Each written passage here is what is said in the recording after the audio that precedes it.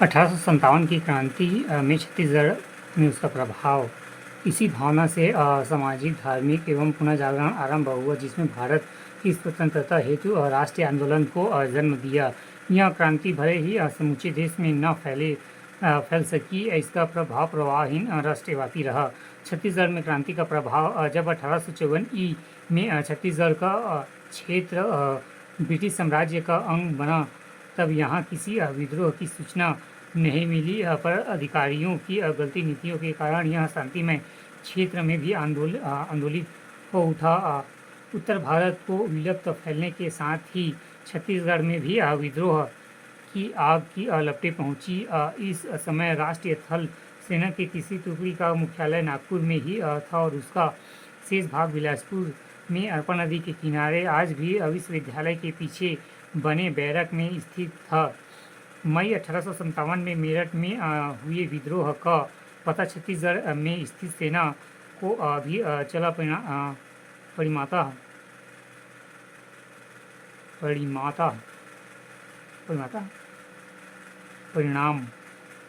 परिणामतः सेना की टुकड़ियों में असंतोष की भावना जागृत हो उठी और शताब्दियों की शांति प्रिय अलग थलग क्षेत्र में धधक रही एवं देशव्यापी इस अशांति की प्रतिक्रिया छत्तीसगढ़ में भी प्रचलित होने लगी। सितंबर 1857 तक यह प्रतिक्रिया अपने चरम पर पहुंच गई। फलस्वरूप रायपुर में पदस्थ डिप्टी कमिश्नर ने मुख्यालय नागपुर में कमिश्नर के आग्रह पर त्वरित कार्यवाही हुई, जिसमें नागपुर कमिश्नर ने मद्रास स्थित अंग्रेज अधिकारियों को तार से सूचना प्रेषित कर बहरामपुर से सेना को 5 टुकड़ियों में तत्काल रायपुर प्रस्थान करने का संदेश भेजा, ताकि आवश्यकता अनुसार यहाँ किसी अप्रिय स्थिति से निपटा जा सके। अंग्रेजों के इस क्षेत्र में विलुप्त संबंधित भय का नागपुर कमिश्नर द्वारा मेजर जनरल व्हाइट को 23 जनवरी 1858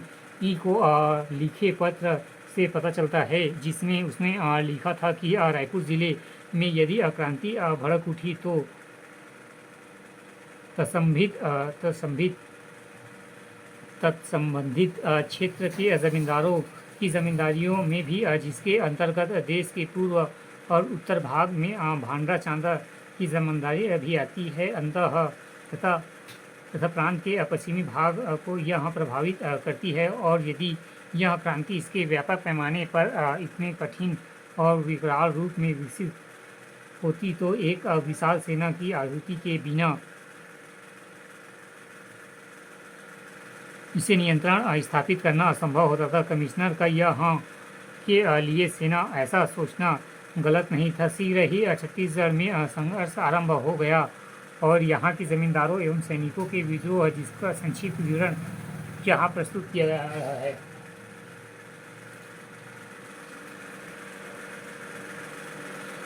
सुहागपुर के संघर्ष में 15 अगस्त 1857 में गुरु सिंह, रणमल सिंह और संबलपुर के कुछ जमींदारों के नेतृत्व में एक विशाल जनसंख्या में विद्रोह एकत्रित हुए।